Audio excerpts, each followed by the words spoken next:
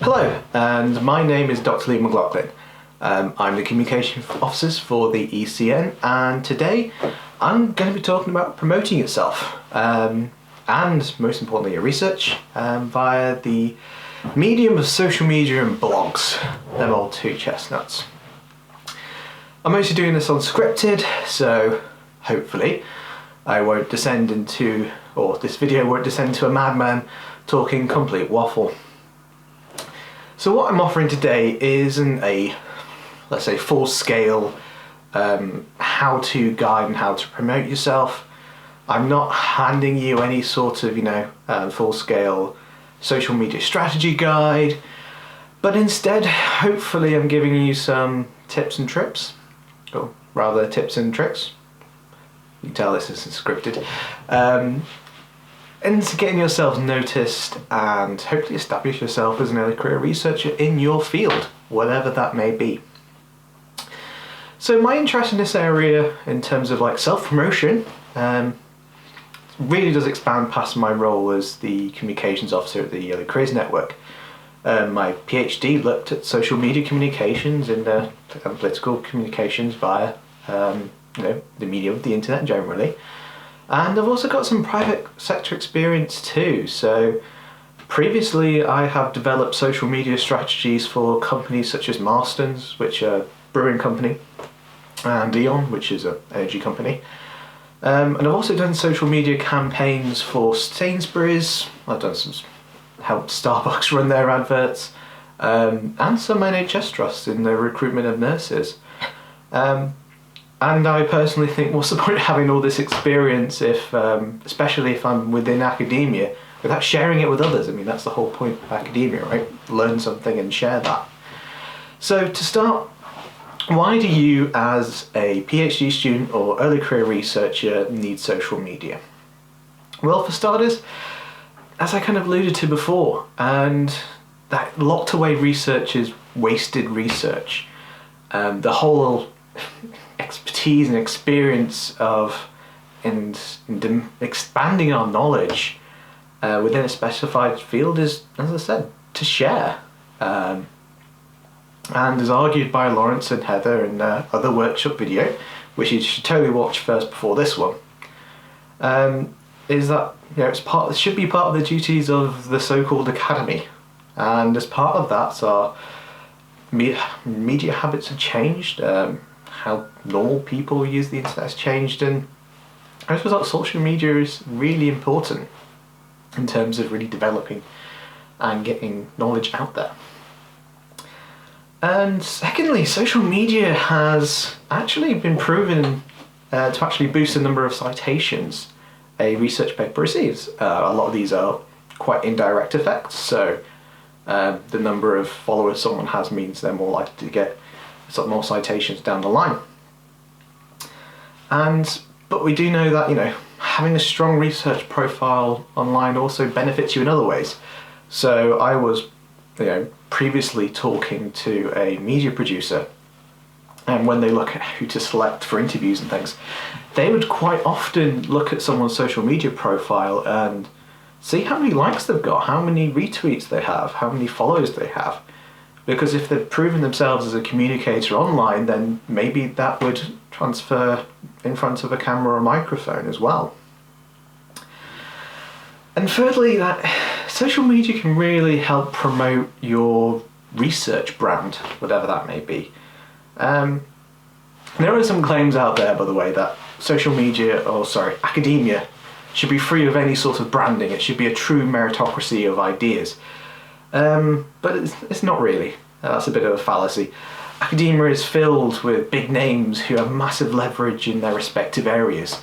And indeed, some universities really even encourage their staff to become a branded commodity and to promote their institution and deliver additional impact.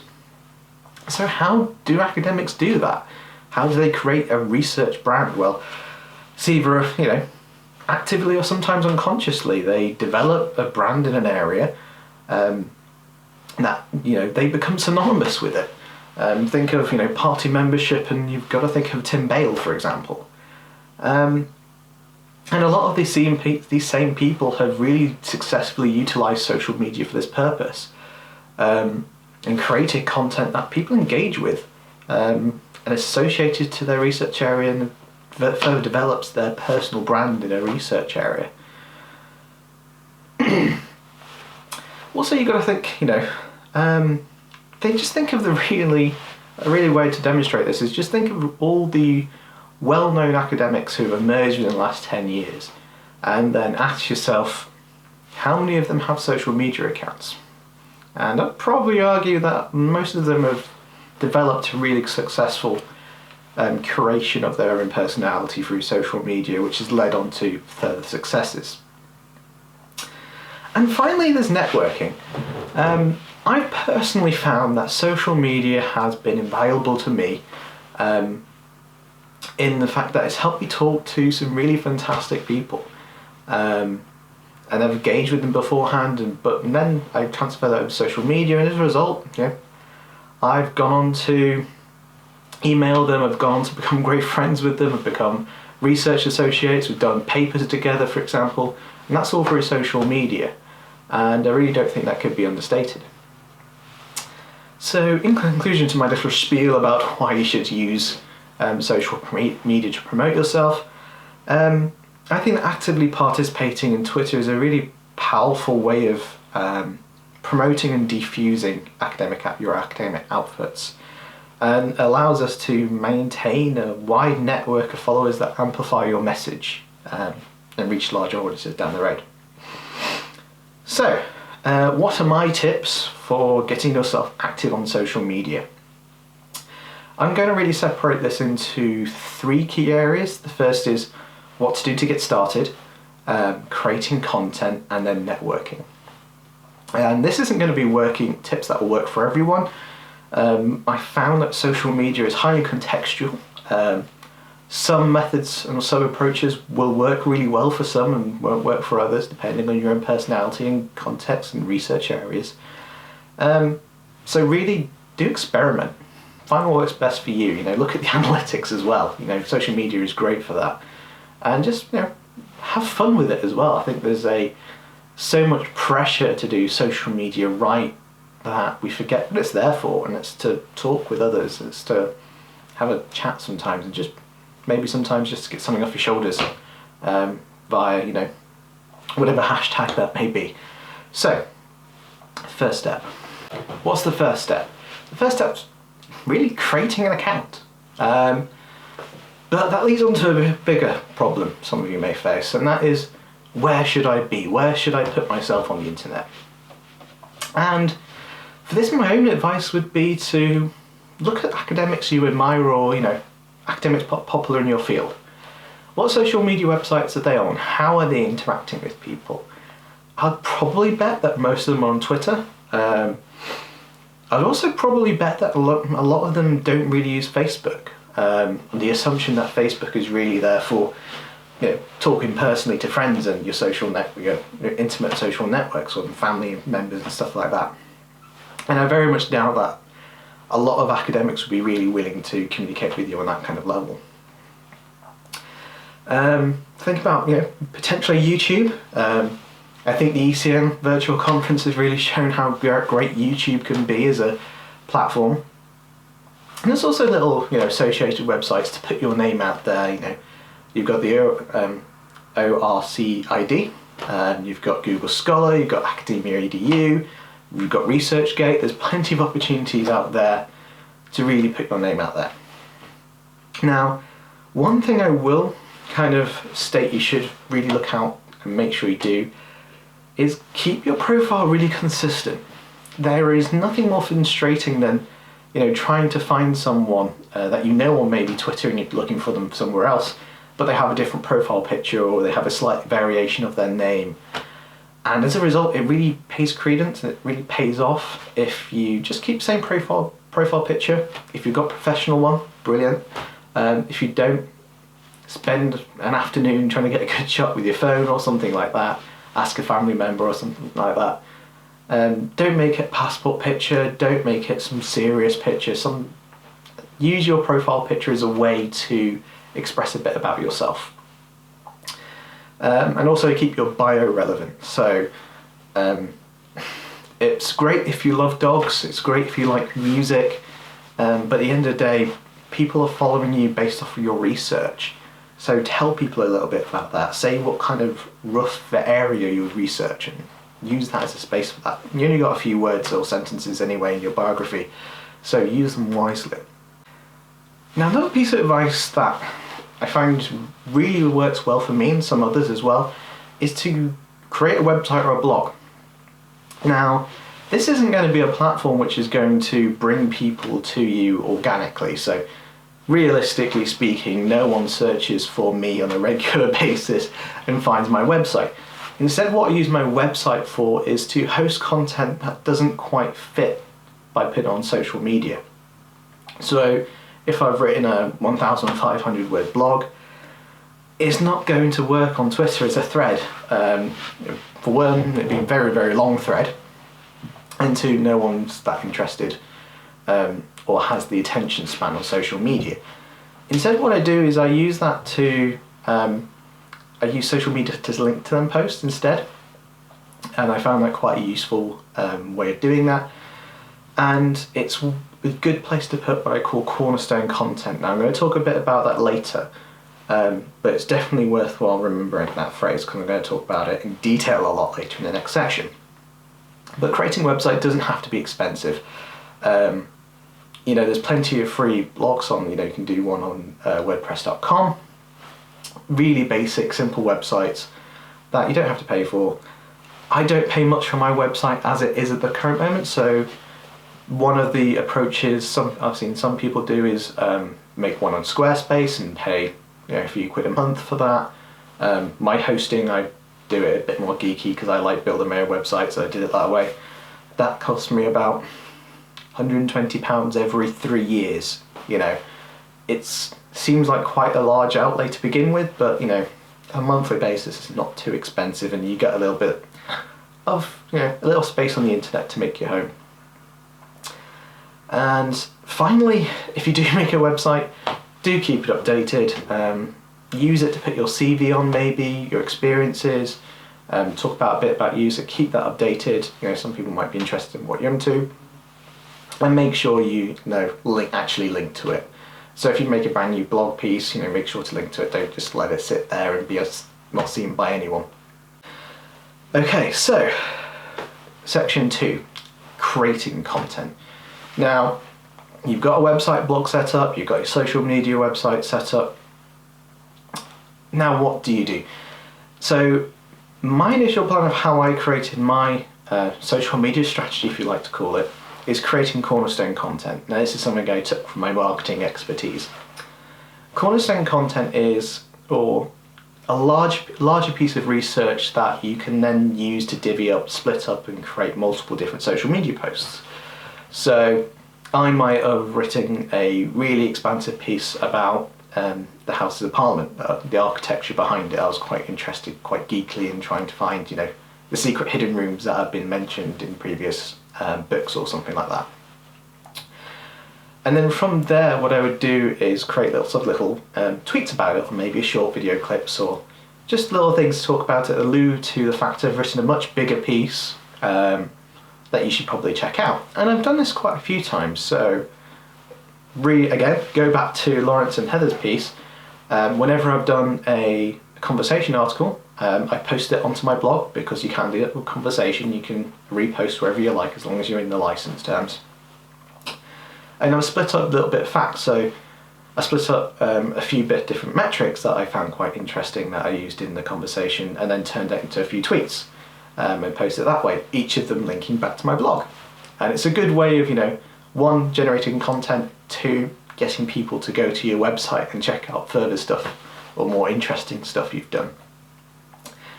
And it's also kind of really establishing your expertise in the area if you use your own research to create content, and it's quite useful in that way. 2, in your content, be as visual as possible. Don't just put lots of text out there, because at the end of the day, entire social streams are filled with text and they're really boring, and if you've been on there for a few minutes, you sometimes end up finding yourself skipping posts, and that's kind of what happens.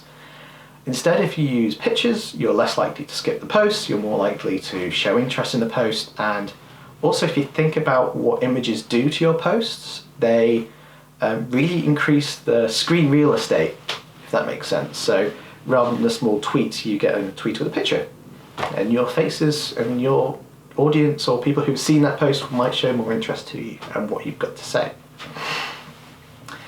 Another one I'd say is be active. Some of the algorithms behind, especially on Twitter, some of them on Facebook as well, sometimes Instagram, really do promote people who are more active. So post a couple of times a week. It doesn't have to be always like groundbreaking research stuff. You can, show a bit of your personality as well. But just don't let your Twitter feed be once a month posting, because that's not going to really get you any followers. People do take these things in consideration as well. And then also look at the rules about what hashtags to use. So find out what kind of hashtags are used in your research area and apply them to your own tweets and messages. Don't just start spamming hashtags that are irrelevant or putting random hashtags in your tweets or whatever. People get really annoyed by that for some reason. So just, use them consistently and just be chill. So, next, networking. This is where I find social media really comes into its own. And I always like to consider, when it comes to networking online, the aspect of uses and gratification theory. This is something I talked about a bit in my research, and what it really is, it's about why people use social media, what kind of things they want to get out of it, and why did they use Twitter, and what gratifications did they want to get back. That's what the name comes from. So normally, why do people use Twitter? It's probably to be heard. People go on there to be informed. They want to see news. And as such, no one's really going to engage with someone who is just shouting at them with irrelevant stuff. So really think about and consider your audience. And the way you should conduct yourself, the really example I used to give to clients when I was doing marketing was, consider yourself as at a cocktail party. Which of the two people would you rather talk to? Would you talk to person A, who is really shouty, talks about themselves a lot, is really self-obsessed and changes the entire conversation, whatever that may be, back to themselves? Or would you rather talk to someone who's maybe a bit more quieter but is more considered, listens to your opinion, engages with what you've got to say? If they do have something of their own personal experience, they use it in a way that relates back to whatever you were saying. And I think that really is a demonstrative piece about what and how you should conduct yourself on social media.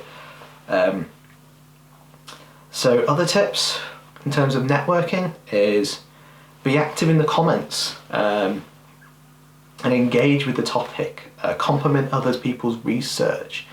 And remember, social media is about being social. Don't self-promote all the time, as I said with the cocktail party. Otherwise people just view as they'll just see you as disingenuous if that's all you're doing on there. And again, think about all the time authenticity. Are you being authentic with what you're doing? And that's an important element here as well. Share others' work if you think their work is relevant. If you see a really great article, say what you like about it. Maybe take a quote out of it and then at in the author, especially if you're on Twitter. And then maybe they'll follow you back, and maybe they'll give you a thanks and something like that. Maybe they'll just remember your name later on down the line as someone who's read and engaged with their research. And it's always good as well, because in a way it's a really nice way of promoting ourselves throughout academia, and not just yourself as well. It's promoting a wider branch of people. If you're in a conversation and it's relevant, don't be afraid to throw a link into your blog or throw a link into your research. For one, it really gives whatever you've got to say a bit more credibility. You know, if you're trying to make a point and be like, hey, I've spoken about this before, here's a link, it adds a lot more credibility to what you're saying. As you as a researcher, you're not just, especially on Twitter, there is let's say people don't like it if you come into a conversation and shout that you've got a PhD in the subject and you automatically know more. You know, never do that. That's never going to win you any favours. Instead, try and, again, be more authentic. Hey, I know about this, here's why, and here's what I've got to say and how it relates to your comment. That's, you know, again, it's down to personal taste, but yeah, that's how I would try and conduct myself more on the internet. Another point is, if you can, try and connect with professional organisations like the ECN, or maybe your university's department Twitter account if they've got it. These accounts are often really geared towards promoting their members as staff. I know that's something you especially do at the ECN. If you've got a brand new publication, you can always at us in and we'll retweet you, for example. You know, that's what we're here to do, to promote our members, and try and really, again, see if your university department has one, and you can use that as a way to get a larger audience down the line. There's also a good way to, if you follow those accounts, to find people to network with down the line as well. That's another thing to consider. And another one is, a lot of the people I follow, or people who follow me, or I generally talk to, are those who I've connected with previously offline. I know it's a bit harder in the world of COVID and lockdown where everyone's doing things virtually, but if you've been in the same conference together, if you've been in the same panel, throw them a like, you know, throw them a follow, and they might follow you back. And that's how, you know, get the conversation started that way. Another tip I personally would say is, people really like it if you tweet about their presentation, especially if it's a picture of them in front of a large audience, with maybe a bit of a quote. There's nothing quite nicer than having a nice flattering photograph of yourself tweeted about you by one of the audience members saying you love the presentation. It's brilliant. It's nice for them, and also they might follow you back. You never know, especially if it's a research piece that is also related to your own. It's a good way of just getting your name out there a bit more. I'm not saying like go to a conference and just start spamming Twitter and the Twitter hashtag or whatnot, but you know, do it a bit more carefully and considerately than that. And finally, I think the biggest piece of advice I can give you is, at the end of the day, people in academia will follow you because they're interested in your research. So make sure to tell people about it. You know, say, you know, this is what you're doing at the moment, and tap yourself into that kind of research community using your own experiences. Things to keep in consideration, however, when using social media include, you know, if you're talking about something controversial, be prepared and plan out your response, and also think about how what you can say can be interpreted. There is you know, when you're talking about or talking to other academics, you might use language that could be interpreted differently to someone who might not know the literature as well, and just be ready for that. You know, sometimes someone will try and create a hate campaign against you because they've misinterpreted what you're trying to say because you're talking you know, a really sensitive subject and you've hurt their feelings somehow. So just be prepared for that. Your institution should have social media guidelines, so make sure to read them. I have a story where my own PhD supervisor was rang up during the weekend because I'd made a really silly meme about the institution, which wasn't damaging, but someone thought it had broken social media guidelines. It ended up being fine. But again, think about how your messages will be interpreted, but yeah, just make sure to read them, make sure to stay inside them, and try not to cause any hassle. Your social media manager at the university you're currently at will probably thank you a lot. And finally, there is a fantastic paper in this conference here by Antonio Vaughan, who talks about the ethics of being an academic when you're doing sensitive subjects such as following the alt-right. And there is an element of someone might use your academic profile to attack you, and that's something you have to really consider. That's fine for me because, to be honest, I'm pretty much well out there already. It's not hard to Google my name and find all the random things and bits of idiotic advice I've given on the internet before previously. But for others who might not be used for that attention, you've got to probably prepare for it and consider that.